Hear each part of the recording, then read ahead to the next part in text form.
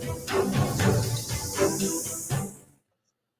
ਸ਼੍ਰੀ ਅਕਾਲ, ਤੁਸੀਂ ਜੁੜੇ ਹੋਏ ਹੋ ਪੰਜਾਬੀ ਰੇਡੀਓ ਐਸੇ ਦੇ ਨਾਲ ਤੇ ਮੈਂ ਹਾਂ ਪ੍ਰਵੀਨ ਸ਼ਰਮਾ ਲੈ ਕੇ ਹਾਜ਼ਰ ਹਾਂ ਪ੍ਰੋਗਰਾਮ ਖਬਰ ਤੇ ਨਜ਼ਰ। ਖਬਰ ਤੇ ਨਜ਼ਰ ਪ੍ਰੋਗਰਾਮ ਦੇ ਵਿੱਚ ਕਈ ਅਹਿਮ ਤੇ ਕਈ ਖਾਸ ਖਬਰਾਂ ਨੂੰ ਲੈ ਕੇ ਚਰਚਾ ਕਰਨ ਦੇ ਲਈ ਮੇਰੇ ਨਾਲ ਜੁੜ ਚੁੱਕੇ ਨੇ ਪੰਜਾਬ ਤੋਂ ਪੱਤਰਕਾਰ ਦੀਪਕ ਸ਼ਰਮਾ ਚਨਾਰਥਲ ਜੀ। ਉਹਨਾਂ ਦਾ ਸਵਾਗਤ ਕਰਾਂਗੇ ਪਹਿਲਾਂ, ਫਿਰ ਕਰਾਂਗੇ ਕਿ ਅਹਿਮ ਖਬਰਾਂ ਨੂੰ ਲੈ ਕੇ ਚਰਚਾ। ਸ਼ਰਮਾ ਜੀ ਸਤਿ ਸ਼੍ਰੀ ਅਕਾਲ ਜੀ, ਸਵਾਗਤ ਹੈ ਜੀ ਪੰਜਾਬੀ ਰੇਡੀਓ ਐਸੇ ਤੇ।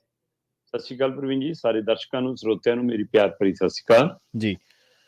ਪ੍ਰੋਗਰਾਮ ਦੇ ਵਿੱਚ ਅੱਗੇ ਵਧਣ ਤੋਂ ਪਹਿਲਾਂ ਦੱਸਦੇ ਚੱਲੀਏ ਕਿ ਅੱਜ ਖਬਰ ਤੇ ਨਜ਼ਰ ਪ੍ਰੋਗਰਾਮ ਸਾਲ 2023 ਦੀ 14 ਮਾਰਚ ਦਾ ਪ੍ਰੋਗਰਾਮ ਹੈ ਤੇ ਦਿਨ ਮੰਗਲਵਾਰ ਹੈ।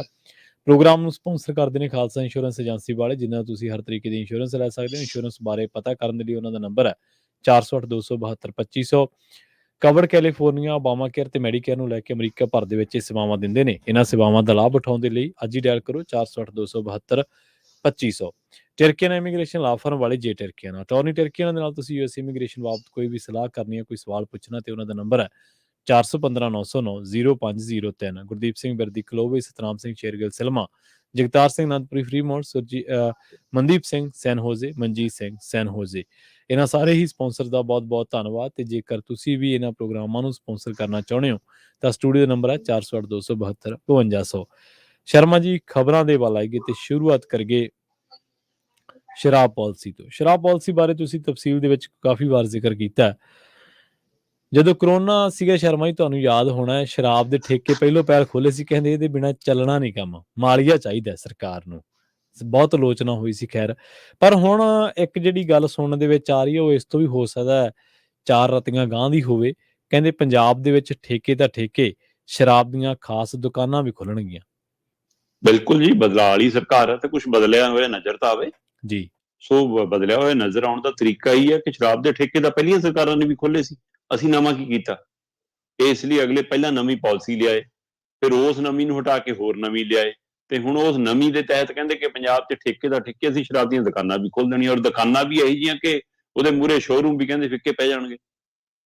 ਸੋ ਇਸ ਲਈ ਉਹ ਕਹਾਵਤ ਸੱਚ ਸਾਬਤ ਹੁੰਦੀ ਹੈ ਕਿ ਅਸੀਂ ਕਿਹੜੀ ਤਰੱਕੀ ਦੀ ਗੱਲ ਕਰਦੇ ਹਾਂ ਕਿ ਅੱਜ ਕੱਲ ਬੂਟ ਕਹਿੰਦੇ ਰੈਕਾਂ 'ਚ ਵਿਕਦੇ ਨੇ, ਸ਼ੀਸ਼ਿਆਂ 'ਚ ਵਿਕਦੇ ਨੇ, ਤੇ ਕਿਤਾਬਾਂ ਸੜਕ ਤੇ ਫੜੀਆਂ ਤੇ ਵਿਕਦੀਆਂ ਨੇ। ਸੋ ਉਸੇ ਚੀਜ਼ ਨੂੰ ਸੱਚ ਕਰਦੀ ਹੈ ਗੱਲ ਕਿ ਹਾਂ ਅਸੀਂ ਉਸੇ ਪਾਸੇ ਨੂੰ ਵੱਧ ਰਹੇ ਹਾਂ। ਸ਼ਰਾਬ ਦੇ ਹੁਣ ਸ਼ੋਰੂਮ ਖੁੱਲਣਗੇ ਪੰਜਾਬ ਦੇ ਵਿੱਚ, ਉਹ ਅੰਦਰ ਐਨ ਸਜਾ ਕੇ ਰੱਖੀ ਜਾਊਗੀ, ਤੇ ਉਹਦੇ ਉਸ ਹਵਾਲੇ ਨਾਲ ਉਹ ਮਤਲਬ ਕਿ ਹੁਣ ਏਦਾਂ ਮਿਲਿਆ ਕਰੂਗੀ ਕਿ ਜਿਵੇਂ ਤੁਸੀਂ ਮੰਨ ਲਓ ਕੋਈ ਚੀਜ਼ ਮਾਲ ਚੋਂ ਖਰੀਦਣ ਜਾਂਦੇ ਹੋ, ਬਾਜ਼ਾਰ ਚੋਂ ਖਰੀਦਣ ਜਾਂਦੇ ਹੋ, ਤੇ ਫਿਰ ਉਸ ਦੇ ਤਹਿਤ ਤੁਸੀਂ ਉੱਥੋਂ ਆਪਣਾ ਮਾਲ ਲੈ ਕੇ ਆਉਂਦੇ ਹੋ ਕਿ ਜਿਵੇਂ ਸ਼ੀਸ਼ਿਆਂ ਸਜਾਇਆ ਹੋਇਆ ਸਾਰਾ ਕੁਛ ਹੈ, ਤੁਸੀਂ ਆਪ ਚੱਕਣੀ ਹੈ ਜੀ, ਤੇ ਆਪ ਉਹਦਾ ਮੁੱਲ ਤਾਰਨਾ ਪੂਰੀ। ਜਿਵੇਂ ਮਾਲ ਦੀ ਸ਼ਾਪਿੰਗ ਕਰਨ ਜਾਂਦੇ ਹੋ, ਏਦਾਂ ਹੁਣ ਸ਼ਰਾਬ ਦੀ ਸ਼ਾਪਿੰਗ ਕਰਨ ਪੰਜਾਬ ਦੇ ਲੋਕ ਜਾਇਆ ਕਰਨ। ਤੇ ਬਿਲਕੁਲ ਹੋ ਗਿਆ। ਹੋਇਆ ਕਿ ਆਪਾਂ ਇਸੇ ਪ੍ਰੋਗਰਾਮ 'ਚ ਚਰਚਾ ਕੀਤੀ ਸੀ ਕਿ ਸਰਕਾਰ ਨੇ ਹਵਾ ਨਹੀਂ ਲੱਗਣ ਦਿੱਤੀ।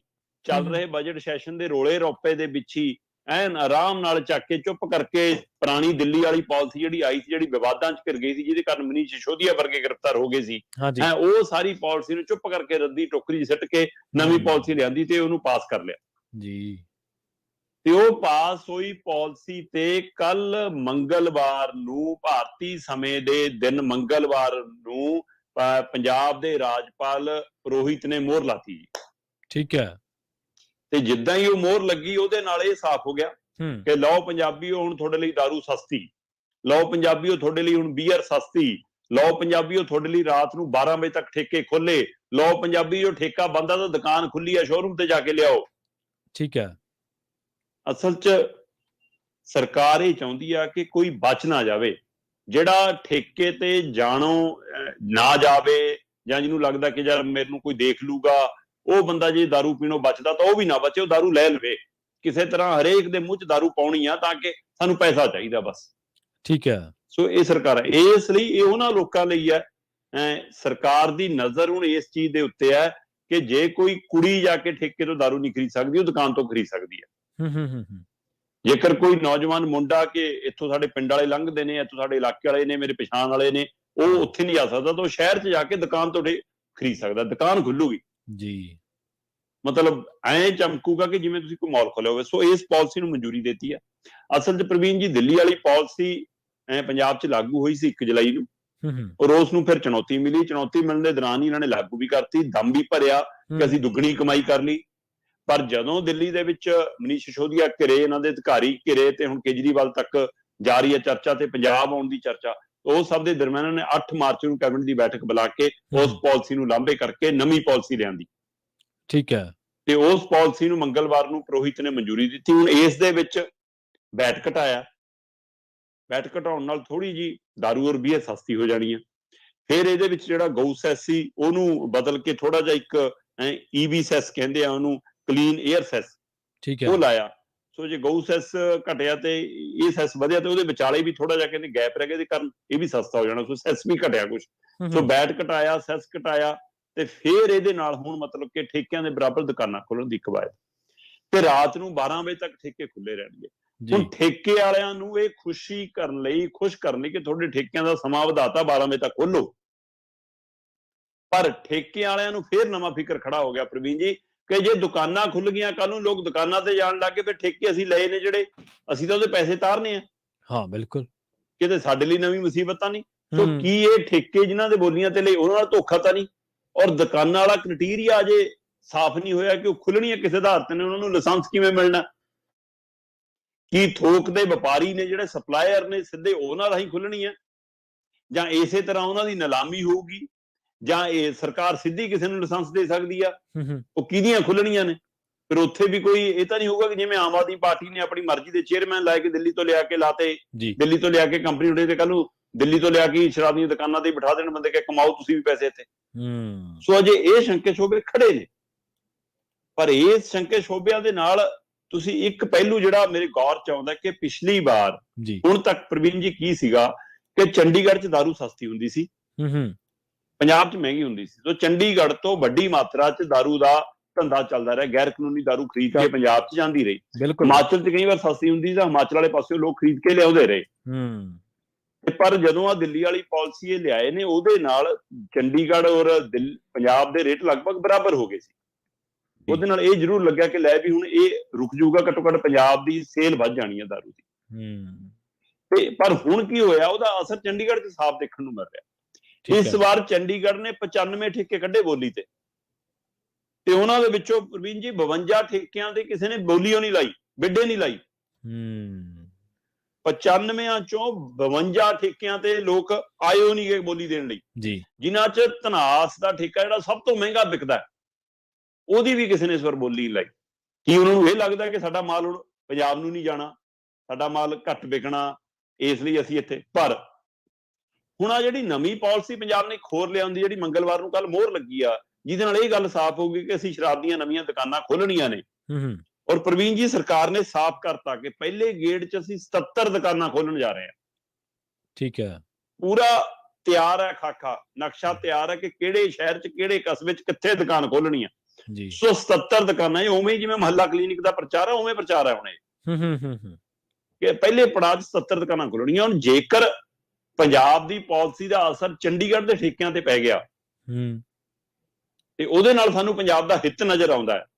ਪਰ ਜੇਕਰ ਹੁਣ ਇਹਨਾਂ ਦੁਕਾਨਾਂ ਦਾ ਅਸਰ ਵੀ ਪੰਜਾਬ ਦੇ ਠੇਕਿਆਂ ਤੇ ਪੈ ਗਿਆ, ਫਿਰ ਉਹ ਠੇਕੇ ਵਾਲੇ ਦਾ ਕੀ ਕਸੂਰ ਹੈ? ਇੱਕ ਪਾਸੇ ਤੁਸੀਂ ਕਹਿੰਦੇ ਹੋ ਲਓ ਜੀ ਅਸੀਂ ਨਵੀਂ ਪਾਲਿਸੀ ਦੇ ਵਿੱਚ ਰਾਹ ਖੋਲਤਾ ਕਿ ਛੋਟੇ ਠੇਕੇ ਕੱਲਾ ਬੰਦਾ। ਪ੍ਰਵੀਨ ਜੀ ਹੁਣ ਜਿਹੜੇ ਪਹਿਲਾਂ ਬੜੇ ਠੇਕਿਆਂ ਨੂੰ ਠੇਕੇ ਸੰਭਾਲੇ ਹੋਏ ਸੀ, ਜੇ ਇੱਕੋ ਬੰਦੇ ਨੇ 10 ਠੇਕੇ ਲਏ ਹੋਏ ਨੇ ਤੇ ਉਹ 'ਚ ਉਹਦੇ 2 ਘਾਟੇ 'ਚ ਵੀ ਚੱਲ ਗਏ, ਪਰ 8 ਮੁਨਾਫੇ 'ਚ ਨਹੀਂ, ਤਾਂ ਉਹਦੀ ਐਵਰੇਜ ਪ੍ਰੋਫਿਟ 'ਚ ਰਹਿ ਜਾਣੀ ਆ। ਪਰ ਜਦੋਂ ਹੁਣ ਕੱਲੇ ਬੰਦੇ ਕੋਲ ਠੇਕਾ ਤੇ ਉਹਨੇ ਸਾਰਾ ਕੁਝ ਉਹਦੇ ਪਰੇ ਦਾਅ ਤੇ ਲਾਇਆ ਹੋਊਗਾ ਵਿਚਾਰੇ ਨੇ, ਤੇ ਜੇ ਉਹ ਵੀ ਉਹਦਾ ਘਾਟੇ ਚਲਾ ਗਿਆ ਤਾਂ ਉਹਦਾ ਕੀ ਕਸੂਰ ਹੈ? ਸੋ ਇਸ ਲਈ ਇਹ ਪਾਲਿਸੀ ਦੇ ਹਵਾਲੇ ਨਾਲ ਇਸ ਨੂੰ ਦੁਬਾਰਾ ਇਸ ਗੌਰ ਕਰਨ ਦੀ ਵੀ ਲੋੜ ਹੈ ਕਿ ਕਿਤੇ ਦੁਕਾਨਾਂ ਦੀ ਆੜ 'ਚ ਤੁਸੀਂ ਠੇਕਿਆਂ ਨੂੰ ਤਾਂ ਨਹੀਂ ਮਾਰਨਾ। ਜਦੋਂ ਕਿ ਇਸ ਉੱਤੇ ਗੌਰ ਕਰਨ ਦੀ ਲੋੜ ਹੈ ਕਿ ਕੀ ਪੰਜਾਬ ਨੂੰ ਨਸ਼ਿਆਂ 'ਚੋਂ ਬਾਹਰ ਕੱਢਣਾ ਕਿ ਨਸ਼ਿਆਂ ਦੀ ਦਲਦਲ 'ਚ ਲੈ ਕੇ ਜਾਣਾ। ਪਰ ਸ਼ਰਾਬ ਨੂੰ ਤਾਂ ਸਾਡੀਆਂ ਕਈ ਤਰ੍ਹਾਂ ਨਸ਼ਾ ਵੀ ਨਹੀਂ ਮੰਨਦੀਆਂ ਜੀ, ਬਿਲਕੁਲ। ਤੇ ਪਰ ਹੁਣ ਪੰਜਾਬ ਸਰਕਾਰ ਜਿਹੜਾ ਇਹ ਫਾਰਮੂਲਾ ਲੈ ਕੇ ਆਈ ਆ ਕਿ ਅਸੀਂ ਪੰਜਾਬ ਦੇ ਵਿੱਚ ਠੇਕਿਆਂ ਨੂੰ 12 ਵਜੇ ਤੱਕ ਖੁੱਲਾ ਰੱਖਾਂਗੇ ਔਰ 77 ਪਹਿਲੇ ਪੜਾਅ 'ਚ ਦੁਕਾਨਾਂ ਸ਼ੋਰੂਮ ਖੋਲਾਂਗੇ, ਜਿਹੜੀਆਂ ਸ਼ਹਿਰਾਂ 'ਚ ਤੁਸੀਂ ਦੁਕਾਨਾਂ ਆਪ ਜਾ ਕੇ ਆਪਣੀ ਪਸੰਦ ਦਾ ਮਾਲ ਚੱਕੋ, ਕਾਊਂਟਰ ਤੇ ਪੇਮੈਂਟ ਕਰੋ ਤੇ ਦਾਰੂ ਘਰੇ ਲੈ ਜਾਓ। ਸੋ ਇਸ ਲਈ ਤੁਹਾਨੂੰ ਐਂ ਲੱਗੂਗਾ ਨਹੀਂ ਕਿ ਤੁਸੀਂ ਠੇਕੇ ਤੇ ਆਏ ਹੋ। ਸੋ ਦੂਏ ਪਾਸੇ ਠੇਕੇ ਵਾਲਿਆਂ ਨੂੰ ਕਹਿੰਦੇ ਤੁਸੀਂ 12 ਵਜੇ ਤੱਕ ਖੋਲ ਕੇ ਵੇਚ ਲਓ ਸਾਨੂੰ। ਵੈਸੇ ਤਾਂ ਵਿਕਦਾ ਤਾਂ ਪਹਿਲਾਂ ਵੀ ਮਾਲ ਆਈ ਸੀ, ਉਹ ਤਾਂ ਤੁਸੀਂ ਕਹਿੰਦੇ ਕਿ ਜਾ ਕੇ ਸ਼ਟਰ ਤੇ ਨਾ 3 ਠੁੱਲੂ ਮਾਰ ਦੋ, 3 ਉਂਗਲਾਂ ਮਾਰ ਦੋ, ਬਸ ਸ਼ਟਰ ਹਿਲਣਾ ਚਾਹੀਦਾ। ਅਚਾਨਕ ਕਹਿੰਦੇ ਇੱਕ ਮਤਲਬ ਅੱਧਾ ਕੁ ਟੋਟਾ ਚੱਕ ਹੁੰਦਾ ਹੱਥ ਆਉਣ ਜੋਗਾ, ਤੇ ਦਾਰੂ ਦੀ ਬੋਤਲ ਬਾਹਰ ਆਉਂਦੀ ਹੈ ਤੇ ਪੈਸਾ ਅੰਦਰ ਜਾਂਦਾ। ਇੰਨੀ ਇਮਾਨਦਾਰੀ ਹੁੰਦੀ ਹੈ ਕਿ ਕਹਿੰਦੇ ਕਦੇ ਧੋਖਾ ਨਹੀਂ ਹੁੰਦਾ। ਸੋ ਇਸ ਲਈ ਉਹ ਤਾਂ ਚੱਲਦਾ ਹੀ ਰਿਹਾ, ਪਰ ਹੁਣ ਆ ਬਕਾਇਦਾ ਮਨਜ਼ੂਰੀ ਮਿਲਣਾ 12 ਵਜੇ ਤੱਕ, ਇਹਦੇ ਨਾਲ ਕੀ ਸਿਰਫ ਸੇਲ ਹੀ ਵਧੂਗੀ, ਜਾਂ ਹਾਦਸੇ ਵਧਣ ਦਾ ਖਤਰਾ ਵੀ ਖੜਾ, ਜਾਂ ਲੜਾਈ ਝਗੜਿਆਂ ਦਾ ਖਤਰਾ ਵੀ ਖੜਾ। ਸੋ ਟਾਈਮ ਸਿਰ ਜੇ ਬੰਦਾ ਘਰੇ ਨਹੀਂ ਜਾਊਗਾ, ਰਾਤ ਤੱਕ ਉਹ ਪੀਣ ਲਈ ਸਾਧਨ ਹੈਗੇ, ਲੈਣ ਲਈ ਸਾਧਨ ਹੈਗੇ, ਤਾਂ ਸੜਕਾਂ ਦੇ ਉੱਤੇ ਹਾਦਸੇ, ਕਿਉਂਕਿ ਰਾਤ ਨੂੰ ਜਦੋਂ ਸੜਕ ਖਾਲੀ ਹੁੰਦੀ ਆ ਤੇ ਕਈ ਵਾਰ ਫਿਰ ਜ਼ਿਆਦਾ ਰਫ਼ਤਾਰ ਨਾਲ ਚੱਲਦੇ ਨੇ। ਆਪਾਂ ਪਹਿਲਾਂ ਵੀ ਇੱਕ ਦਿਨ ਗੱਲ ਕਰੀ ਸੀ ਕਿ ਜਿਹੜੇ ਹਾਦਸੇ ਨੇ ਉਹ ਪੀਕ ਆਵਰ ਦੀ ਬਜਾਏ ਉਸ ਸਮੇਂ ਵੱਧ ਹੁੰਦੇ ਨੇ ਜਿਹੜਾ ਟਾਈਮ ਮਤਲਬ ਖਾਲੀ ਸੜਕ ਦਾ ਲੱਗਦਾ। ਸੋ ਇਸ ਲਈ ਇਹ ਕਈ ਹਵਾਲੇ ਆਉਂਦੇ ਨੇ, ਪਰ ਆ ਪੰਜਾਬ ਸਰਕਾਰ ਦੀ ਨਵੀਂ ਪਾਲਿਸੀ ਨੇ ਇੱਕ ਨਵਾਂ ਚੰਨ ਚਾੜਤਾ ਕਿ ਪੰਜਾਬ ਦੇ ਵਿੱਚ ਹੁਣ ਠੇਕੇ ਤਾਂ ਠੇਕੇ, ਹੁਣ ਸ਼ਰਾਬ ਦੀਆਂ ਦੁਕਾਨਾਂ ਵੀ ਖੁੱਲਣਗੀਆਂ ਔਰ ਸ਼ੋਰੂਮ ਸ਼ਰਾਬ ਦੇ ਸ਼ੋਰੂਮ ਖੁੱਲਣਗੇ। ਤੇ ਪਹਿਲੇ ਪੜਾਅ 'ਚ ਪੰਜਾਬ ਸਰਕਾਰ, ਮਾਨ ਸਰਕਾਰ 77 ਦੁਕਾਨਾਂ ਖੋਲਣ ਜਾ ਰਹੀ ਹੈ। ਲਓ ਜੀ ਸ਼ਰਮਾ ਜੀ, ਇੱਕ ਨਾ ਮੋਟੋ ਲਿਖਿਆ ਹੁੰਦਾ ਸੀਗਾ ਕੰਧਾਂ ਤੇ ਸਕੂਲਾਂ ਦੀਆਂ, ਤੇ ਜਾਂ ਅਕਸਰ ਹੀ ਪੜ੍ਹਦੇ ਸੀਗੇ, ਪਾਪਾ ਜੀ ਨਾ ਪੀਓ ਸ਼ਰਾਬ, ਮੈਨੂੰ ਲੈ ਦਿਓ ਇੱਕ ਕਿਤਾਬ। ਇੱਕ ਕਿਤਾਬ ਪੜ੍ਹਦੇ ਰਹੇ ਆ, ਪਰ ਹੁਣ ਤਾਂ ਜਿਵੇਂ ਤੁਸੀਂ ਇਹਦੇ ਦੇਖੋ, ਇਹਦੇ ਵਿੱਚ ਕੋਈ ਦੋ ਰਾਏ ਨਹੀਂ ਕਿ ਜਿਹੜੇ ਠੇਕੇਦਾਰ ਆ ਜਾਂ ਕਾਰੋਬਾਰ ਆ ਉਹਨਾਂ ਦਾ ਕੰਮ ਇਸ ਤਰ੍ਹਾਂ ਹੀ ਚੱਲਦਾ। ਜੇਕਰ ਇਹ ਦੁਕਾਨਾਂ ਰਾਹੀਂ ਇਸ ਪੈਟਰਨ ਰਾਹੀਂ ਵਿਕਰੀ ਹੋਊਗੀ ਤਾਂ ਵਿਕਰੀ ਨਾਲ ਜਿਹੜੀਆਂ ਦਿੱਕਤਾਂ ਆਉਣਗੀਆਂ ਉਹ ਤਾਂ ਆਉਣਗੀਆਂ, ਪਰ ਨਾਲੋਂ ਨਾਲ ਜਿਹੜਾ ਇੱਕ ਕਾਰੋਬਾਰ ਕਰਨ ਦਾ ਪੁਰਾਣਾ ਮਾਡਲ ਆ ਉਹ ਵੀ ਸਵਾਲਾਂ ਦੇ ਘੇਰੇ ਦੇ ਵਿੱਚ ਉਹਦੇ ਨਾਲ ਵੀ ਆਊਗਾ। ਦੇਖਦੇ ਹਾਂ ਸਰਕਾਰ ਇਹਨੂੰ ਕਿਵੇਂ ਮੈਨੇਜ ਕਰਦੀ ਹੈ, ਜਾਂ ਦੁਕਾਨਾਂ ਫਿਰ ਉਹ ਕਿੱਥੇ ਜੇ ਖੁੱਲਿਆ ਕਰਨਗੀਆਂ, ਬੱਸ ਅੱਡਿਆਂ ਕੋਲੇ, ਸਿਨੇਮਾ ਘਰਾਂ ਕੋਲੇ, ਜਾਂ ਰਿਹਾਇਸ਼ੀ ਇਲਾਕਿਆਂ ਦੇ ਵਿੱਚ ਕੀ ਹੋਊਗਾ, ਉਹਨੂੰ ਲੈ ਕੇ ਬਹੁਤ ਸਾਰੇ ਸਵਾਲ ਨੇ। ਖੈਰ ਪਰ ਇੱਥੇ ਜਿਹੜੇ ਦੂਜੇ ਪੱਖ ਵਾਲੇ ਨੇ ਉਹ ਕਹਿ ਦੇਣਗੇ ਸ਼ਰਮਾ ਜੀ ਵੀ ਅੱਗੇ ਕਿਹੜਾ ਠੇਕੇ ਵਾਲੇ ਬੋਤਲ ਲੈ ਕੇ ਉੱਥੇ ਬਹਿ ਕੇ ਪੀਂਦੇ, ਉਹ ਵੀ ਤਾਂ ਜਿੱਥੇ ਜੀ ਕਰਦਾ ਉੱਥੇ ਖੋਲ ਲੈਂਦੇ ਬੋਤਲ। ਸੋ ਇਹ ਕੰਟਰਾਡਿਕਸ਼ਨਸ ਕਾਫੀ ਨੇ। ਅਗਲੀ ਖਬਰ ਦੇ ਵੱਲ ਵਧੀਏ ਸ਼ਰਮਾ ਜੀ, ਆਪਾਂ ਗੱਲ ਕਰੀਏ ਸ਼ਰਾਬ ਫੈਕਟਰੀ ਦੀ, ਜੀਰਾ ਸ਼ਰਾਬ ਫੈਕਟਰੀ ਦੀ ਗੱਲ ਕਰੇ। ਆਪਾਂ ਸ਼ਰਾਬ ਦੀ ਗੱਲ ਕਰਕੇ ਕਹਿੰਦੇ ਜੀਰਾ ਸ਼ਰਾਬ ਫੈਕਟਰੀ ਦੀ ਗੱਲ ਕਰ ਲੈਂਦੇ ਹਾਂ। ਉੱਥੋਂ ਜਿਹੜੀਆਂ ਖਬਰਾਂ ਆ ਰਹੀਆਂ ਨੇ ਇਥਨੋਲ ਕੱਢਿਆ ਜਾਊਗਾ ਅਦਾਲਤ ਤੋਂ ਮਨਜ਼ੂਰੀ ਦੀਆਂ ਜਾਂ ਹੋਰ ਸਵਾਲ, ਇਹਨਾਂ ਸਾਰੇ ਜੋ ਪ੍ਰਕਰਨ ਘਟ ਰਿਹਾ ਉਹਦੇ ਦਰਮਿਆਨ ਇਹ ਵੀ ਪੈਦਾ ਹੁੰਦਾ ਕਿ ਕੀ ਜੀਰਾ ਸ਼ਰਾਬ ਫੈਕਟਰੀ ਦੁਬਾਰਾ ਚਾਲੂ ਤਾਂ ਨਹੀਂ ਹੋ ਰਹੀ ਕਿਤੇ? ਬਿਲਕੁਲ ਤੁਹਾਡਾ ਸਵਾਲ ਬਿਲਕੁਲ ਦਰੁਸਤ ਹੈ ਜੀ, ਕਿ ਪੰਜਾਬ ਦੇ ਮੁੱਖ ਮੰਤਰੀ ਭਗਵੰਤ ਮਾਨ ਹੋਰਾਂ ਦੇ ਬੋਲ ਆਉਂਦੇ ਨੇ ਕਿ ਮੈਂ ਜੀਰਾ ਸ਼ਰਾਬ ਫੈਕਟਰੀ ਬੰਦ ਕਰ ਰਿਹਾ, ਪੰਜਾਬ ਦੇ ਹਿੱਤ ਲਈ, ਪੰਜਾਬ ਦੇ ਲੋਕਾਂ ਦੇ ਲਈ, ਉਹਨਾਂ ਦੀ ਮੰਗ ਨੂੰ ਪ੍ਰਵਾਨ ਕਰਦਾ, ਜੀਰਾ ਸ਼ਰਾਬ ਫੈਕਟਰੀ ਬੰਦ। ਹਾਂਜੀ। ਤੇ ਜਦੋਂ ਜੀਰਾ ਸ਼ਰਾਬ ਫੈਕਟਰੀ ਬੰਦ ਹੋ ਗਈ ਤਦ ਉਸ ਧਿਰ ਨੇ ਕੋਰਟ ਤੋਂ ਇਸ ਚੀਜ਼ ਦੀ ਮਨਜ਼ੂਰੀ ਲੈ ਲਈ ਕਿ ਜੀ ਸਾਡੀ ਉੱਥੇ ਐਥਲੀਨ ਗੈਸ ਤਿਆਰ ਪਈ ਆ ਜੀ, ਅਸੀਂ ਉਹ ਇੰਨਾ ਪ੍ਰੋਡਕਟ ਤਿਆਰ ਪਿਆ ਜੀ, ਉਹ ਜਲਨਸ਼ੀਲ ਪਦਾਰਥ ਹੈ ਜੀ, ਜਿੰਨੀ ਮਾਤਰਾ ਚੋਂ ਪਿਆ ਜੀ ਉਹਦੇ ਨਾਲ ਲੋਕਾਂ ਦੀ ਜਾਨ ਨੂੰ ਖਤਰਾ ਜੀ, ਇਸ ਲਈ ਸਾਨੂੰ ਉੱਥੋਂ ਨੂੰ ਕੱਢ ਕੇ ਬਾਹਰ ਲਿਜਾਣ ਦੀ ਇਜਾਜ਼ਤ ਦਿੱਤੀ ਜਾਵੇ ਜੀ। ਅਸਲ 'ਚ ਤਾਂ ਉਹਨਾਂ ਨੇ ਆਪਣਾ ਘਾਟਾ ਪੂਰਾ ਕਰਨ ਦੀ ਕੋਸ਼ਿਸ਼ ਕਿ ਅਸੀਂ ਮਾਲ ਵੇਚ ਦਈਏ ਆਪਣਾ, ਹੈ ਨਾ। ਪਰ ਸਵਾਲ ਮੇਰਾ ਇਹ ਹੈ ਪ੍ਰਵੀਨ ਜੀ ਕਿ ਹੁਣ ਅਦਾਲਤ ਨੇ ਉਹਨਾਂ ਨੂੰ ਮਨਜ਼ੂਰੀ ਦਿੱਤੀ ਕਿ ਠੀਕ ਹੈ ਤੁਸੀਂ ਆਪਣੀ ਗੈਸ ਕੱਢ ਕੇ ਲੈ ਜਾਓ, ਉਹਦੇ ਨਾਲ ਹੀ ਉਹ ਪਟੀਸ਼ਨ ਅਜੇ ਵਿਚਾਰਧੀਨ ਹੈ ਕਿ ਸਾਨੂੰ ਸ਼ਰਾਬ ਦੀ ਫੈਕਟਰੀ ਚਲਾਉਣ ਨਹੀਂ ਦਿੱਤੀ ਜਾ ਰਹੀ ਜੀ, ਸਾਨੂੰ ਕਿਉਂ ਰੋਕਿਆ ਗਿਆ। ਅਗਲੀ ਸੁਣਵਾਈ ਹੁਣ 11 ਅਪ੍ਰੈਲ ਤੇ ਪੈ ਗਈ ਹੈ, 11 ਅਪ੍ਰੈਲ ਨੂੰ ਇਸ ਮਾਮਲੇ ਦੇ ਕੇ ਸੁਣਵਾਈ ਹੋਣੀ ਹੈ। ਪਰ ਫਿਲਹਾਲ ਕੋਰਟ ਨੇ ਕਹਿਤਾ ਕਿ ਠੀਕ ਹੈ ਤੁਸੀਂ ਸ਼ਰਾਬ ਉਹਦੇ ਵਿੱਚੋਂ ਸ਼ਰਾਬ ਦੀ ਫੈਕਟਰੀ ਆਪਣੀ ਐਥਲੀਨ ਗੈਸ ਕੱਢ ਸਕਦੇ ਹੋ। ਤੇ ਉਹਦੇ ਲਈ ਸਰਕਾਰ ਨੂੰ, ਪੰਜਾਬ ਸਰਕਾਰ ਨੂੰ ਕਿਹਾ ਕਿ ਭਾਈ ਤੁਸੀਂ ਫੈਕਟਰੀ ਵਾਲਿਆਂ ਲਈ ਉਹ ਪ੍ਰਬੰਧ ਕਰਕੇ ਦੇਣਾ, ਤੁਸੀਂ ਉਹਦੇ ਲਈ ਸਾਰਾ। ਪਰ ਮੇਰਾ ਸਵਾਲ ਇਹ ਆ ਕਿ ਜਦੋਂ ਪੰਜਾਬ ਦੇ ਮੁੱਖ ਮੰਤਰੀ ਭਗਵੰਤ ਮਾਨ ਹੋਰਾਂ ਨੇ ਐਲਾਨ ਕਰਤਾ ਕਿ ਸ਼ਰਾਬ ਫੈਕਟਰੀ ਬੰਦ ਆ, ਤੇ ਉਹ ਤੋਂ ਬਾਅਦ ਇਹ ਸਾਰਾ ਸਮਾਨ ਚੁਕਾ ਦਿੰਦੇ। ਉਸੇ ਹਵਾਲੇ ਨਾਲ ਸਰਕਾਰ ਕਹਿੰਦੀ ਕਿ ਅਸੀਂ ਤਾਂ ਜੀ ਬੰਦ ਕਰਾਤੀ, ਸਮਾਨ ਤਾਂ ਸਾਰੇ ਹੀ ਲੈ ਜਾਣ, ਕੱਲੀ ਐਥੋਲਿਨ ਗੈਸ ਕਿਉਂ? ਤੇ ਅਦਾਲਤ ਦੇ ਵਿੱਚ ਸਰਕਾਰ ਇਹ ਪੱਖ ਰੱਖਦੀ। ਤੇ ਇਹਦਾ ਮਤਲਬ ਤੁਸੀਂ ਉੱਥੇ ਸ਼ਰਾਬ ਦੀ ਫੈਕਟਰੀ ਦੇ ਮਾਲਕ ਆਪਣਾ ਪੱਖ ਰੱਖ ਰਹੇ ਨੇ ਕਿ ਅਸੀਂ ਲਾਇਸੈਂਸ ਨਿਊ ਕਰਾਉਣ ਲਈ ਭੇਜਿਆ ਸੀ ਜੀ, ਸਾਨੂੰ ਪੋਲਿਊਸ਼ਨ ਕੰਟਰੋਲ ਬੋਰਡ ਨੇ, ਸਾਨੂੰ ਸੰਬੰਧਿਤ ਵਿਭਾਗ ਨੇ ਮਨਜ਼ੂਰੀ ਨਹੀਂ ਦਿੱਤੀ, ਸਾਡਾ ਲਾਇਸੈਂਸ ਨਿਊ ਨਹੀਂ ਕੀਤਾ। ਇਹਦਾ ਮਤਲਬ ਮਾਮਲਾ ਤਾਂ ਲਾਇਸੈਂਸ ਨਿਊ ਦਾ, ਕਦੇ ਵੀ ਮਨਜ਼ੂਰੀ ਮਿਲ ਗਈ ਲਾਇਸੈਂਸ ਨਿਊ ਹੋ ਜਾਊਗਾ ਜੀ। ਤੇ ਫਿਰ ਸ਼ਰਾਬ ਫੈਕਟਰੀ ਬੰਦ ਵਾਲਾ ਹੁਕਮ ਕਿੱਥੇ ਗਿਆ? ਪਰ ਮੈਨੂੰ ਜਿੰਨਾ ਕੁ ਸਮਝ ਆਉਂਦੀ ਹੈ, ਬੰਦ ਦਾ ਮਤਲਬ ਤਾਂ ਇਹ ਹੁੰਦਾ ਕਿ ਬਾਅਦ ਚੋਂ ਮਾਲ ਕਬਾੜ 'ਚ ਵੇਚਣਾ ਹੁੰਦਾ ਜੀ, ਜਾਂ ਚੱਕ ਕੇ ਲੈ ਜਾਓ ਭਾਈ, ਕਿਤੇ ਆਪਣਾ ਕਿਤੇ ਹੋਰ ਲਾਉਣਾ ਲਾ ਲਓ। ਸੋ ਇਸ ਲਈ ਜਦੋਂ ਬੰਦ ਕਰਤੀ ਸਰਕਾਰ ਨੇ ਤਾਂ ਸਰਕਾਰ ਕੋਰਟ 'ਚ ਦੱਸਦੀ ਕਿ ਜਨਾਬ ਇਹਨਾਂ ਨੂੰ ਇਹ ਪਟੀਸ਼ਨ ਪਾਉਣ ਦਾ ਕੋਈ ਮਤਲਬ ਹੀ ਨਹੀਂ ਬਣਦਾ, ਅਸੀਂ ਸ਼ਰਾਬ ਦੀ ਫੈਕਟਰੀ ਬੰਦ ਕੀਤੀ ਹੈ, ਮਾਲ ਲੈ ਕੇ ਜਾਣਾ ਜਦੋਂ ਮਰਜ਼ੀ ਲੈ ਜਾਣ, ਸਾਰਾ ਕੁਝ ਪੱਟ ਕੇ ਲੈ ਕੇ ਜਾਣਾ, ਲੈ ਜਾਣਾ ਆਪਣੀ ਮਸ਼ੀਨਰੀ ਲੈ ਜਾਣ, ਸਾਰੀ ਪੱਟ ਕੇ ਜਾਏ ਜੀ। ਤਾਂ ਬੰਦ ਦਾ ਮਤਲਬ ਤਾਂ ਇਹੀ ਸੀਗਾ। ਸੋ ਇਹ ਸਰਕਾਰ ਅਜੇ ਤੱਕ ਉਹ ਪੱਖ ਦਾ ਮਤਲਬ ਜੇ ਅਦਾਲਤ 'ਚ ਨਹੀਂ ਰੱਖ ਪਾ ਰਹੀ ਤਾਂ ਲੋਕਾਂ ਨੂੰ ਤਾਂ ਉਹ ਪੱਖ ਕੀ ਦਿਖਾਊਗੀ ਪ੍ਰਵੀਨ ਜੀ? ਇਹਦਾ ਮਤਲਬ ਪੱਖ ਹੈ ਹੀ ਨਹੀਂ ਸਰਕਾਰ ਕੋਲ। ਸਰਕਾਰ ਦਾ ਸ਼ਰਾਬ ਫੈਕਟਰੀ ਬੰਦ ਵਾਲਾ ਪੱਖ ਹੀ ਨਹੀਂਗਾ, ਸਰਕਾਰ ਕੋਲ ਕੋਈ ਉਧਾਰ ਹੀ ਨਹੀਂਗਾ, ਅੰਦਰ ਮੂੰਹ ਜ਼ਬਾਨੀ ਉਸੀ ਗੱਲ। ਸੋ ਇਹ ਜਿਹੜਾ ਇਸ ਨੇ ਇੱਕ ਨਵੇਂ ਸ਼ੋਭੇ ਖੜਾ ਕਰ ਦਿੱਤੇ ਨੇ ਕਿ ਕੀ ਸਰਕਾਰ, ਕੀ ਸੱਤਾਧਾਰੀ ਧਿਰ ਤੇ ਕੀ ਸ਼ਰਾਬ ਫੈਕਟਰੀ ਦਾ ਮਾਲਕ ਦੀਪ ਮਲਹੋਤਰਾ ਮਿਲ ਕੇ ਕੋਈ ਖੇਡ ਤਾਂ ਨਹੀਂ ਖੇਡ ਰਿਹਾ ਤੇ ਉਹ ਆੜ ਲਈ ਜਾ ਰਹੀ ਹੋਵੇ ਅਦਾਲਤ ਦੀ, ਅਦਾਲਤ ਨੂੰ ਦੂਏ ਤਰੀਕੇ ਨਾਲ ਭਟਕਾਉਣ ਦੀ ਕੋਸ਼ਿਸ਼ ਤਾਂ ਨਹੀਂ ਕਿ ਦੇਖੋ ਜੇ ਤਾਂ ਤੁਹਾਡੀ ਮਨਜ਼ੂਰੀ ਲਈ ਹੈ ਜੀ। ਹੁਣ ਉੱਥੋਂ ਕਿਹਨੇ ਦੇਖਣਾ ਪ੍ਰਵੀਨ ਜੀ ਕਿ ਐਥੋਲੀਨ ਗੈਸ ਰੱਖ ਕੇ ਲਿਜਾ ਰਹੇ ਨੇ, ਕਿ ਪੁਰਾਣੀ ਸ਼ਰਾਬ ਕੱਢੀ ਹੋਈ ਜਿਹੜੇ ਉਹਦੇ ਡੱਬੇ ਰੱਖ ਕੇ ਲਿਜਾ ਰਹੇ ਨੇ, ਸ਼ੀਸ਼ੀਆਂ ਭਰ ਕੇ ਲਿਜਾ ਰਹੇ ਨੇ, ਕੀ ਭਰ ਕੇ ਲਿਜਾ ਰਹੇ ਨੇ, ਕੱਲ ਨੂੰ ਅੰਦਰ ਖਾਲੀ ਟਰੱਕ ਜਾ ਰਿਹਾ ਕਿ ਨਵਾਂ ਮਾਲ ਬਣ ਲਈ ਜਾ ਰਿਹਾ। ਇਹ ਮਾਲ ਇੰਨਾ ਜੀ 1 ਮਹੀਨਾ ਲੱਗ ਜੂ ਜੀ ਕੱਢਣ ਨੂੰ, ਤੇ 1 ਮਹੀਨੇ 'ਚ ਹੋਰ ਮਾਲ ਬਣਾ ਲੈਣਾ, ਕੀ ਕਰ ਲੈਣਾ ਕੀ ਨਹੀਂ ਕੁਝ ਨਹੀਂ ਪਤਾ ਜੀ। ਉਹਦਾ ਕ੍ਰਾਈਟੇਰੀਆ ਕੀ ਹੋਊਗਾ? ਕਿ ਲਾਈਵ ਵੀਡੀਓ ਦਿਖਾਓਗੇ, ਕਿ ਵੀਡੀਓ ਰਿਕਾਰਡਿੰਗ ਹੋਏਗੀ ਸਾਰੇ ਦੀ, ਕਿ ਹਰ ਟਰੱਕ ਦੇ ਉੱਤੇ ਐ ਕਰੋ ਫਿਰ ਤੈਅ ਕਰ ਦੇਣ ਕਿ ਹਾਂ ਠੀਕ ਹੈ ਜੀ ਅੰਦੋਲਨ ਵਾਲੀ ਧਿਰਾਂ ਦਾ ਇੱਕ ਨੁਮਾਇੰਦਾ ਜਾਊਗਾ ਨਾਲ, ਹਾਂਜੀ ਤੇ ਇੰਨੇ ਟਾਈਮ 'ਚ ਭੇਜ ਦਿਓ ਜੀ। ਸੋ ਇਸ ਲਈ ਪਰ ਇਹ ਸਾਰੀਆਂ ਗੱਲਾਂ ਤਾਂ ਨੇ ਜੇਕਰ ਇਹ ਹੋਵੇ ਕਿ ਸ਼ਰਾਬ ਦੀ ਫੈਕਟਰੀ ਦਾ ਕੋਈ ਮਾਮਲਾ ਅਜੇ ਫਸਿਆ ਹੋਵੇ। ਮੁੱਖ ਮੰਤਰੀ ਨੇ ਜਦੋਂ ਬੰਦ ਦਾ ਹੁਕਮ ਸੁਣਾ ਤਾਂ ਮੈਨੂੰ ਇਹ ਗੱਲ ਨਹੀਂ ਸਮਝ ਆਈ ਕਿ ਬੰਦ ਦੇ ਹੁਕਮ ਤੋਂ ਬਾਅਦ ਇਹ ਮਨਜ਼ੂਰੀਆਂ, ਇਹ ਅਦਾਲਤਾਂ 'ਚ ਕੇਸ ਦਾ ਕੀ ਮਤਲਬ ਹੈ? ਜ਼ਿਆਦਾਤਰ ਸਿੱਧਾ ਲੜੇ ਕਿ ਹਾਂਜੀ ਸਾਨੂੰ ਸ਼ਰਾਬ ਦੀ ਫੈਕਟਰੀ ਚਲਾਉਣੀ ਆ ਸੀ। ਇਹ ਉਹਦੀ ਐਥੋਲਿਨ ਗੈਸ ਦੀ ਆੜ ਦੇ ਵਿੱਚ ਸ਼ਰਾਬ ਦੀ ਫੈਕਟਰੀ ਨੂੰ ਮੁੜ ਬਹਾਲੀ ਵੱਲ ਵਧਾਇਆ ਗਿਆ ਕਦਮ ਹੈ, ਔਰ ਇੱਕ ਤਰ੍ਹਾਂ ਨਾਲ ਸ਼ਰਾਬ ਦੀ ਫੈਕਟਰੀ ਮੁੜ ਚਲਾਉਣ ਦੀ ਕਵਾਇਦ ਹੈ। ਔਰ ਅੱਜ ਨਹੀਂ ਤਾਂ ਕੱਲ ਨੂੰ ਇਹ ਕਿਸੇ ਨਾ ਕਿਸੇ ਤਰੀਕੇ ਨਾਲ ਇਹ ਮਨਜ਼ੂਰੀ ਲਿਆਉਣ ਦੀ ਕੋਸ਼ਿਸ਼ ਕਰਨਗੇ ਕਿ ਦੇਖੋ ਜੀ ਹੁਣ ਅਸੀਂ ਗੈਸ ਦਾ ਉਤਪਾਦਨ ਬੰਦ ਕਰਤਾ ਜੀ, ਸ਼ਰਾਬ ਦੀਆਂ ਫੈਕਟਰੀਆਂ ਤਾਂ ਹੋਰ ਵੀ ਲੱਗੀਆਂ ਜੀ, ਅਸੀਂ ਆਹ ਕਰ ਲਾਂਗੇ ਜੀ, ਗੈਸ ਅਸੀਂ ਸਾਰੀ ਲੈ ਕੇ ਜੀ ਹੁਣ ਨਹੀਂ ਉਤਪਾਦਨ ਕਰਾਂਗੇ ਜੀ। ਸੋ ਇਹ ਕਾਫੀ ਕੁਝ ਧੋਖੇਧੜੀ ਨੇ। ਅਜੇ ਇਹ ਗੱਲ ਦੀ ਤਾਂ ਅਜੇ ਜਾਂਚ ਹੀ ਨਹੀਂ ਹੋਈ ਕਿ ਕੀ ਇਹਦਾ ਲਾਇਸੈਂਸ ਲਿਆ ਵਾ ਵੀ ਸੀ ਕਿ ਨਹੀਂ, ਇੱਥੇ ਗੈਸ ਬਣ ਵੀ ਸਕਦੀ ਸੀ ਕਿ ਨਹੀਂ। ਦੁਨੀਆ ਦੀ ਸਭ ਤੋਂ ਜ਼ਹਿਰੀਲੀ ਗੈਸ ਤੇ ਉਹ ਸ਼ਰਾਬ ਦੀ ਫੈਕਟਰੀ ਦੇ ਨਾਲ ਬਣੇ। ਕੀ ਉਹਦੇ 'ਚ ਸ਼ਰਾਬ 'ਚ ਅੰਸ਼ ਨਹੀਂ ਜਾਂਦੇ ਹੋਣਗੇ, ਕੀ ਲੋਕਾਂ 'ਚ ਅੰਸ਼ ਨਹੀਂ ਜਾਂਦੇ ਹੋਣਗੇ? ਇਹਦੇ ਨਤੀਜੇ ਉਹ ਇਲਾਕੇ ਨੇ ਭੋਗੇ ਨੇ ਜਿਹਦੇ ਕਾਰਨ ਉਹ ਮਜਬੂਰ ਹੋ ਕੇ ਇੰਨੇ ਸਾਲਾਂ ਬਾਅਦ ਉਹਨੂੰ ਧਰਨੇ ਤੇ ਆਉਣਾ ਪਿਆ।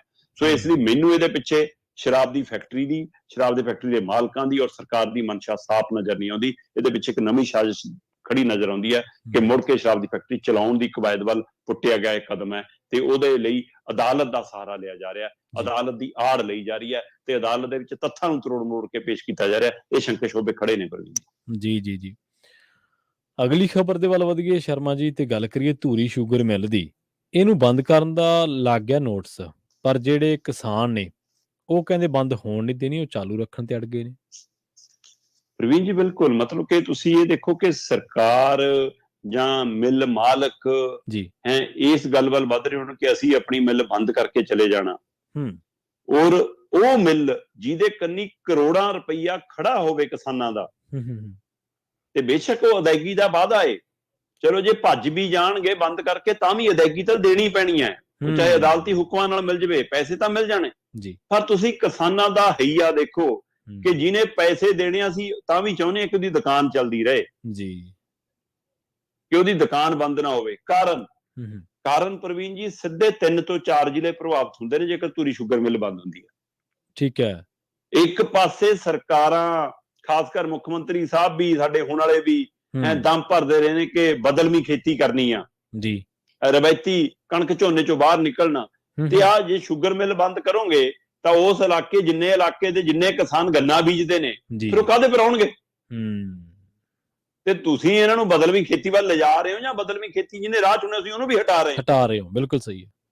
ਭਗਵਾਨਪੁਰਾ ਸ਼ੂਗਰ ਮਿੱਲ ਨੂੰ ਬੰਦ ਕਰਨ ਦਾ ਬਕਾਇਦਾ ਕੰਪਨੀ ਨੇ ਨੋਟਿਸ ਲਾਤਾ, ਤੇ ਜਦੋਂ ਇਹ ਨੋਟਿਸ ਲੱਗਿਆ ਤਾਂ ਵਿਰੋਧ ਦੇ ਵਿੱਚ ਲਗਭਗ 370-75 ਪਿੰਡਾਂ ਦੇ ਕਿਸਾਨ, ਇੱਕ ਦੋ ਥਾਵਾਂ ਦੇ ਨਹੀਂ, ਕੋਈ ਸਿੱਧੀ ਇੱਕ ਜਥੇਬੰਦੀ ਨਹੀਂ, ਚਾਹੇ ਸ਼ੂਗਰ ਦੀ ਅਦਾਇਗੀ ਦੇ ਲਈ, ਚਾਹੇ ਗੰਨਾ ਸੰਘਰਸ਼ ਕਮੇਟੀਆਂ ਨੇ, ਚਾਹੇ ਉਹ ਇਹਨਾਂ ਸ਼ੂਗਰ ਦੀ ਅਦਾਇਗੀ ਦੇ ਲਈ ਲੜਨ ਵਾਲੀ ਸੰਘਰਸ਼ ਕਮੇਟੀਆਂ ਨੇ, ਚਾਹੇ ਕਿਸਾਨ ਜਥੇਬੰਦੀਆਂ ਨੇ, ਸਾਰੀਆਂ ਤਰ੍ਹਾਂ ਦੇ ਨੁਮਾਇੰਦੇ ਇਕੱਠੇ ਨੇ, ਪਿੰਡਾਂ ਦੇ ਲੋਕ ਇਕੱਠੇ ਨੇ, ਜਿਹੜੇ ਗੰਨਾ ਬੀਜਦੇ ਨੇ ਉਹ ਤਾਂ, ਉਹ ਜਿਹੜੇ ਨਹੀਂ ਬੀਜਦੇ ਉਹ ਵੀ ਨਾਲ ਨੇ।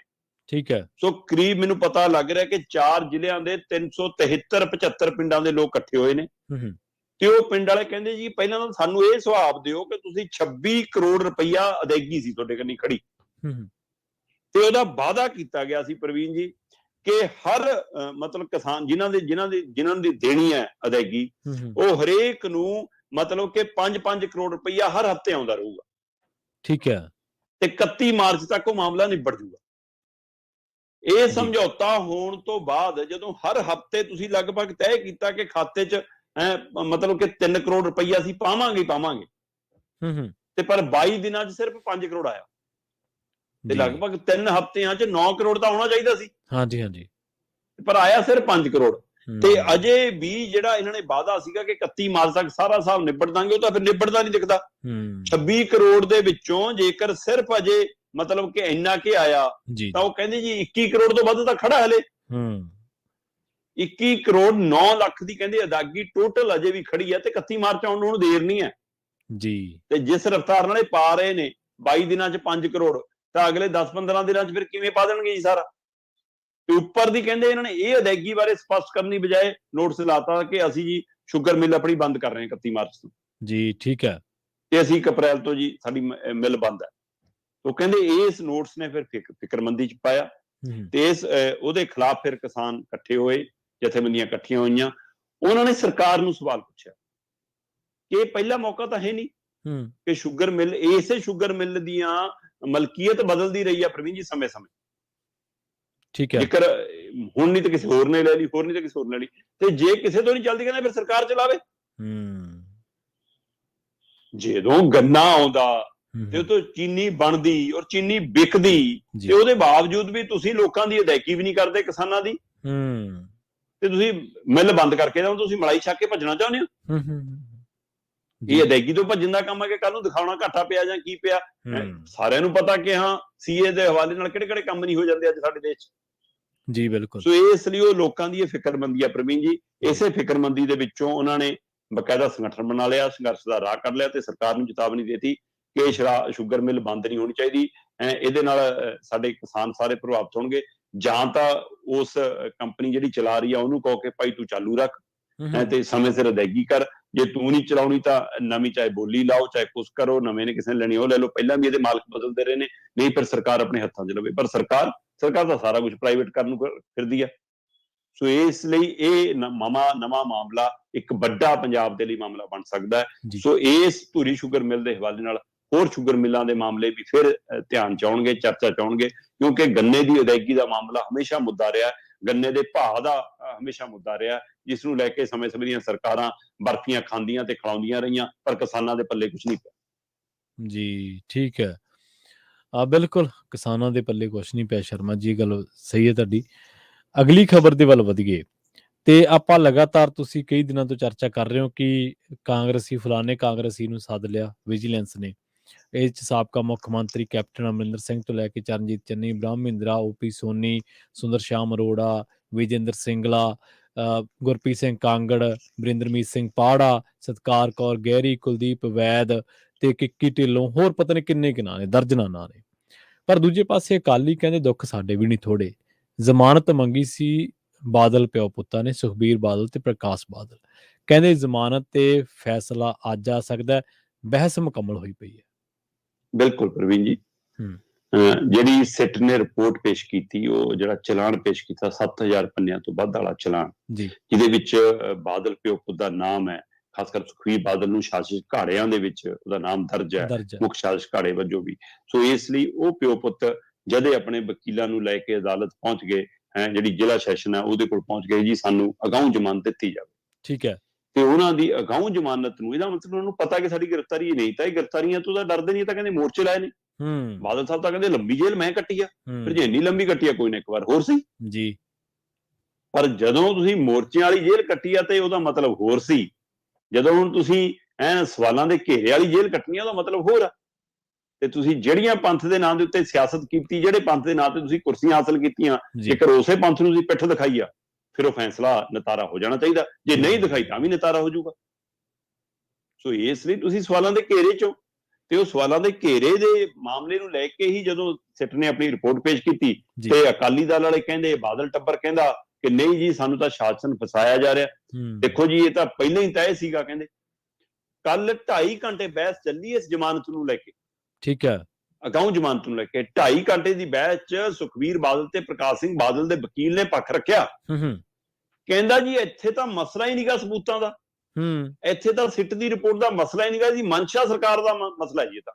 ਠੀਕ ਹੈ। ਉਹ ਕਹਿੰਦੇ ਜੀ ਸਰਕਾਰ ਦੇ ਐਮਐਲਏ, ਸਰਕਾਰ ਦੇ ਮੰਤਰੀ, ਸਰਕਾਰ ਦੇ ਸਪੀਕਰ, ਹੈਨਾ, ਸਰਕਾਰ ਪੱਖੀ ਲੋਕ, ਆਮ ਆਦਮੀ ਪਾਰਟੀ ਦੇ ਲੀਡਰ, ਕਹਿੰਦੇ ਜੀ ਉਹ ਤਾਂ ਸਟੇਜਾਂ 'ਚੋਂ, ਰੈਲੀਆਂ 'ਚੋਂ, ਧਰਨਿਆਂ 'ਚੋਂ, ਚਾਹੇ ਬਰਗਾੜੀ ਜਾਂਦੇ ਸੀ, ਚਾਹੇ ਕਿਤੇ ਹੋਰ ਜਾਂਦੇ ਸੀ, ਉਹ ਤਾਂ ਕਹਿੰਦੇ ਸੀ ਬਾਦਲਾਂ ਨੂੰ ਛੱਡਾਂਗੇ ਨਹੀਂ, ਇਹ ਤਾਂ ਅੰਦਰ ਜਾਣਗੇ। ਇਹ ਦੇਖੋ ਜੀ ਇਹਨਾਂ ਦੀ ਮਨਸ਼ਾ ਸੀ ਤੇ ਮਿਲਕੀ ਜਾਂਚ ਹੋਈ ਹੈ ਜੀ। ਸਿੱਟ ਨੇ ਉਹੀ ਕੁਛ, ਇਹਦਾ ਮਤਲਬ ਸਿੱਟ ਇਹਨਾਂ ਨੂੰ ਪਹਿਲਾਂ ਦੱਸਦੀ ਸੀ ਜਾਂ ਸਿੱਟ ਨੂੰ ਇਹ ਦੱਸਦੇ ਸੀ ਜੀ। ਕਹਿੰਦੇ ਇਸ ਲਈ ਕਹਿੰਦੇ ਜੀ ਇਹ ਜਾਣ ਬੁੱਝ ਕੇ ਰਾਜਨੀਤਿਕ ਤੌਰ ਦੇ ਉੱਤੇ ਬਦਲਾਖੋਰੀ ਆ, ਇਸ ਲਈ ਬਾਦਲਾਂ ਨੂੰ ਜ਼ਮਾਨਤ ਮਿਲਣੀ ਚਾਹੀਦੀ ਆ। ਤੇ ਉਧਰ ਸਰਕਾਰੀ ਵਕੀਲ ਕਹਿੰਦੇ ਜੀ ਆ ਕੱਲੀ ਰਿਪੋਰਟ ਆ ਸਾਡੇ ਕੋਲ, ਕੱਲੇ ਤੱਥ ਨੇ ਜੀ, ਆਹ ਫੋਨ ਵੇਰਵਾ ਜੀ, ਸਾਡੀ ਆ ਸਾਰੀ ਰਿਪੋਰਟ ਦੇ ਵਿੱਚ ਹੈਗਾ, ਜੋ ਮਰਜ਼ੀ ਜਾਂਚ ਕਰ ਲਓ ਜੀ। ਇਸ ਲਈ ਇਹਨਾਂ ਨੂੰ ਛੱਡਣ ਦਾ ਮਤਲਬ ਗਵਾਹਾਂ ਨੂੰ ਪ੍ਰਭਾਵਿਤ ਕਰਨਾ, ਗਵਾਹਾਂ ਨੂੰ ਡਰਾਉਣਾ ਧਮਕਾਉਣਾ।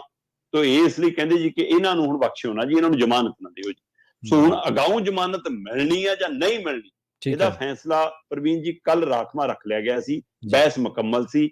ਅੱਜ ਕਿਸੇ ਵੀ ਸਮੇਂ ਉਹਦੇ ਉੱਪਰ ਫੈਸਲਾ ਆ ਸਕਦਾ ਕਿ ਕੀ ਬਾਦਲਾਂ ਨੂੰ, ਪਿਓ ਪੁੱਤ ਨੂੰ ਅਗਾਊਂ ਜ਼ਮਾਨਤ ਮਿਲੂਗੀ ਜਾਂ ਨਹੀਂ ਮਿਲੂਗੀ। ਤੇ ਫਿਰ ਜੇ ਬਾਦਲਾਂ ਨੂੰ ਵੀ ਨਾ ਮਿਲੀ, ਫਿਰ ਅਗਲੇ ਜਿਹੜੇ ਪਿਛਲੇ 6 ਜਣੇ ਹੋਰ ਨੇ ਉਹ ਵੀ ਤਿਆਰ ਰਹਿਣ, ਜਿਹਨਾਂ ਸਮੇਤ ਸੈਣੀ, ਉਮਰਾ ਨੰਗਲ ਤੇ ਹੋਰ ਸਾਰੇ ਹੈ ਨਾ, ਉਹ ਸਾਰੇ ਵੀ ਤਿਆਰ ਰਹਿਣ। ਫਿਰ ਇਹ ਸਾਰੀ ਲੰਬੀ ਸੂਚੀ ਜਾਊਗੀ। ਤੇ ਪਰ ਅਜੇ ਫੈਸਲਾ ਹੋਣਾ, ਮੁੱਢਲੀ ਕਾਰਵਾਈ ਹੈ ਇਹ ਤਾਂ।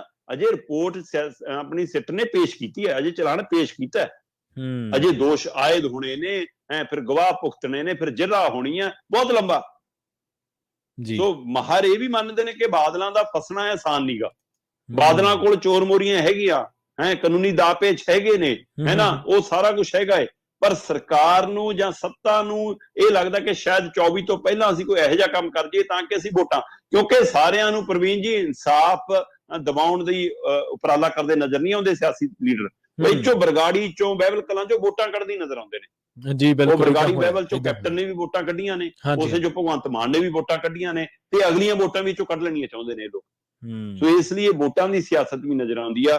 ਪਰ ਪੰਜਾਬ ਚਾਹੁੰਦਾ ਕਿ ਜਿਹੜੇ ਵੀ ਦੋਸ਼ੀ ਨੇ, ਜੇ ਬਾਦਲ ਪਿਓ ਪੁੱਤ ਨੇ ਤਾਂ ਉਹ ਨਹੀਂ ਬਖਸ਼ੇ ਜਾਣੇ ਚਾਹੀਦੇ, ਜਿਵੇਂ ਸਮੇਤ ਸੈਣੀ, ਉਮਰਾ ਨੰਗਲ ਵਰਗੇ ਉਹ ਨੇ ਤਾਂ ਉਹ ਨਹੀਂ ਬਖਸ਼ੇ ਜਾਣੇ ਚਾਹੀਦੇ। ਜੇਕਰ ਕੋਈ ਹੋਰ ਹੈ ਜਿਨ੍ਹਾਂ ਨੂੰ ਨਾਮਜ਼ਦ ਕੁਮਰ ਵਿਜੇ ਪ੍ਰਤਾਪ ਕਰਦਾ, ਉਹ ਨਹੀਂ ਬਖਸ਼ੇ ਜਾਣੇ ਚਾਹੀਦੇ। ਜੇ ਡੇਰਾ ਮੁਖੀ ਤੇ ਡੇਰੇ ਪ੍ਰੇਮੀ ਵਾਲੇ ਨੇ ਜਾਂ ਕੋਈ ਹੋਰ ਧਿਰ ਹੈ, ਉਹ ਨਹੀਂ ਬਖਸ਼ੇ ਜਾਣੇ ਚਾਹੀਦੇ। ਇਹਦੇ ਪਿੱਛੇ ਜਿਹੜੀ ਵੀ ਧਿਰ ਹੈ, ਚਾਹੇ ਸਿਆਸੀ ਹੈ, ਚਾਹੇ ਉਹ ਕੋਈ ਧਾਰਮਿਕ ਹੈ, ਚਾਹੇ ਉਹ ਕੋਈ ਵਿਅਕਤੀ ਵਿਸ਼ੇਸ਼ ਹੈ, ਚਾਹੇ ਗਰੋਹ ਹੈ, ਬਖਸ਼ਿਆ ਨਹੀਂ ਜਾਣਾ ਚਾਹੀਦਾ।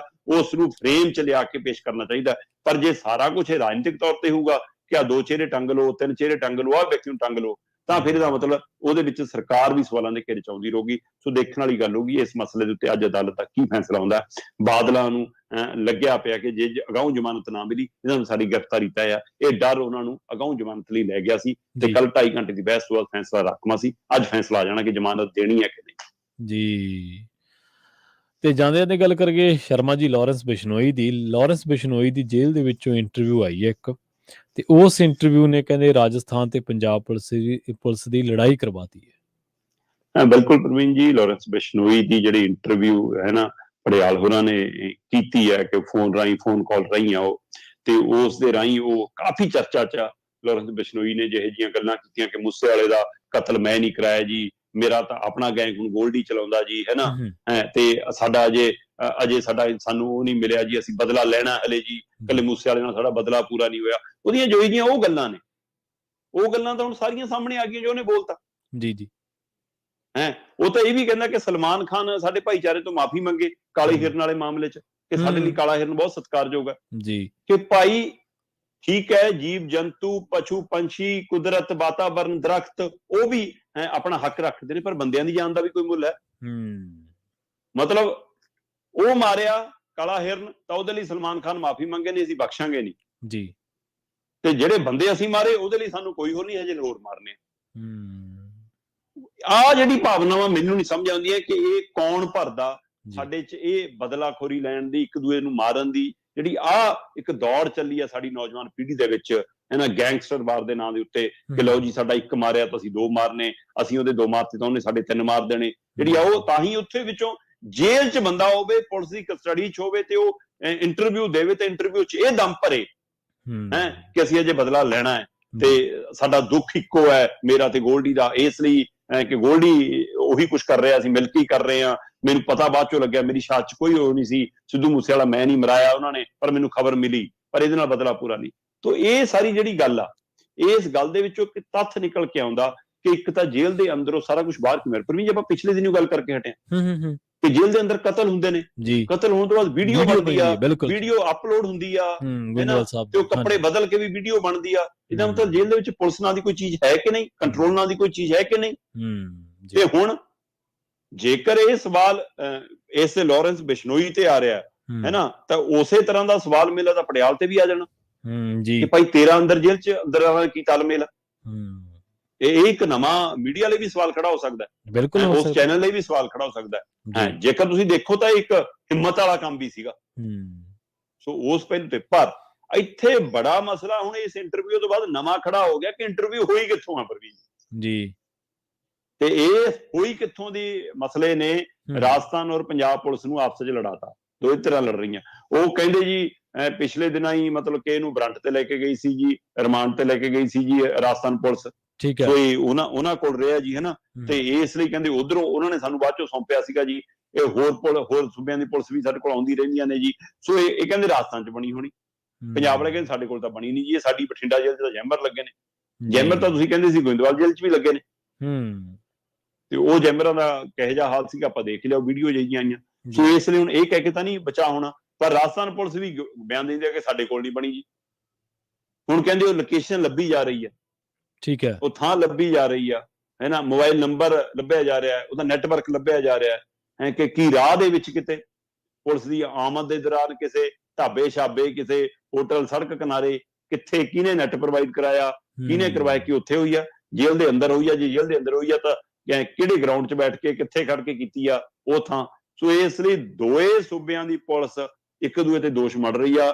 ਇਹ ਮੰਨਣ ਲਈ ਕੋਈ ਤਿਆਰ ਨਹੀਂ। ਇਹ ਉਵੇਂ ਹੀ ਆ ਜਿਵੇਂ ਕਿਸੇ ਐਨ ਹੱਦ ਤੇ ਕੋਈ ਕਤਲ ਹੋ ਜਾਵੇ ਨਾ, ਜੀ, ਫਿਰ ਪਰਿਵਾਰ ਕਹਿੰਦਾ ਹੁੰਦਾ ਕਿ ਭਾਈ ਮਾਮਲਾ ਦਰਜ ਕਰੋ ਤੇ ਲਾਸ਼ ਸਾਨੂੰ ਸੌਂਪੋ, ਤੇ ਪੁਲਿਸ ਲੜ ਰਹੀ ਹੁੰਦੀ ਹੈ, ਨਾ ਜੀ ਨਾ, ਤੁਹਾਡੇ ਥਾਣੇ ਦੀ ਹੱਦ 'ਚ ਹੋਇਆ, ਤੁਹਾਡੇ ਥਾਣੇ ਦੀ ਹੱਦ 'ਚ ਹੋਇਆ, ਬੰਦੇ ਦੀ ਜਾਨ ਮਾਲ ਦਾ ਕੋਈ ਮਸਲਾ ਨਹੀਂ। ਹੁਣ ਆ ਜਿੱਡਾ ਬੜਾ ਖੁਲਾਸਾ ਹੋਇਆ, ਜਿੱਡਾ ਬੜਾ ਬੋਲ ਹੋਇਆ, ਜਿੱਡਾ ਬੜਾ ਸੱਚ ਪੁਲਿਸ ਦਾ ਸਾਹਮਣੇ ਆਇਆ, ਉਹਦੇ ਪਰ ਚਰਚਾ ਨਹੀਂ ਜੀ। ਚਰਚਾ ਇਸ ਗੱਲ ਦੀ ਕਿ ਰਾਜਸਥਾਨ ਪੁਲਿਸ ਕੋਲ ਹੋਇਆ ਕਿ ਪੰਜਾਬ ਪੁਲਿਸ ਕੋਲ ਹੋਇਆ। ਭਾਈ ਚਾਹੇ ਰਾਜਸਥਾਨ ਕੋਲ ਹੋਇਆ, ਚਾਹੇ ਪੰਜਾਬ ਕੋਲ ਹੋਇਆ, ਪਰ ਇਹ ਸਾਫ਼ ਹੈ ਕਿ ਪੁਲਿਸ ਦੇ ਕੰਟਰੋਲ 'ਚ ਕੀ ਆ, ਜੇਲ੍ਹਾਂ ਦੀ ਹਾਲ ਸਾਡੀ ਕੀ ਆ, ਅੰਦਰੋਂ ਬੈਠ ਕੇ ਜਿਹੜੇ ਐਂ ਚੈਨਲਾਂ ਤੇ ਇੰਟਰਵਿਊ ਦੇ ਸਕਦੇ ਨੇ, ਉਹਨਾਂ ਲਈ ਫਿਰ ਗਰੋਹ ਚਲਾਉਣੇ, ਕੰਮ ਕਰਨੇ, ਆਪਣੇ ਮਤਲਬ ਕਿ ਹੁਕਮ ਸੁਣਾਉਣੇ, ਟਾਰਗੇਟ ਦੇਣੇ ਕੀ ਔਖੇ ਨੇ ਫਿਰ ਜੀ। ਇੱਥੋਂ ਸਾਫ਼ ਹੁੰਦਾ ਕਿ ਗੈਂਗ ਅੰਦਰੋਂ ਜ਼ਿਆਦਾ ਸੁਰੱਖਿਅਤ ਤਰੀਕੇ ਨਾਲ ਚੱਲਦੇ ਨੇ। ਜੇ ਅੰਦਰੋਂ ਬੈਠ ਕੇ ਮੀਡੀਆ ਨਾਲ ਰਾਬਤਾ ਹੋ ਸਕਦਾ ਤਾਂ ਆਪਣੇ ਸਾਥੀਆਂ ਨਾਲ ਰਾਬਤਾ ਕਰਨਾ ਉਹਨਾਂ ਲਈ ਕੀ ਔਖਾ ਹੈ। ਬਿਲਕੁਲ ਸਹੀ ਹੈ। ਸ਼ਰਮਾ ਜੀ, ਇਹਨਾਂ ਖਾਸ ਖਬਰਾਂ ਤੇ ਖਾਸ ਜਾਣਕਾਰੀਆਂ ਦੇਣ ਦੇ ਲਈ ਤੁਹਾਡਾ ਬਹੁਤ-ਬਹੁਤ ਧੰਨਵਾਦ ਜੀ। ਬਹੁਤ ਸ਼ੁਕਰੀਆ ਜੀ। ਸੋ ਪ੍ਰੋਗਰਾਮ ਖਬਰ ਤੇ ਨਜ਼ਰ ਨੂੰ ਆਪਾਂ ਇੱਥੇ ਹੀ ਸਮਾਪਤ ਕਰਦੇ ਹਾਂ। ਆਪਣੇ ਨਾਲ ਜੁੜੇ ਸਨ ਦੀਪਕ ਸ਼ਰਮਾ, ਚਨਾਰਥਲ ਜੀ, ਜਿਨ੍ਹਾਂ ਦੇ ਨਾਲ ਆਪਾਂ ਕੀ ਅਹਿਮ ਖਬਰਾਂ ਨੂੰ ਲੈ ਕੇ ਚਰਚਾ ਕੀਤੀ ਹੈ। ਵੇਲਾ ਹੋ ਚੱਲਿਆ ਤੁਹਾਡੇ ਤੋਂ ਇਜਾਜ਼ਤ ਲੈਣ ਦਾ। ਜੁੜੇ ਰਹੋ ਪੰਜਾਬੀ ਰੇਡੀਓ USA ਦੇ ਨਾਲ। ਤੇ ਆਖਿਰ ਦੇ ਵਿੱਚ ਇੱਕ ਵਾਰ ਫਿਰ ਤੋਂ ਤੁਹਾਨੂੰ ਸਭ ਨੂੰ ਪਿਆਰ ਸਤਿਕਾਰ ਸਹਿਤ ਸਤਿ ਸ਼੍ਰੀ ਅਕਾਲ।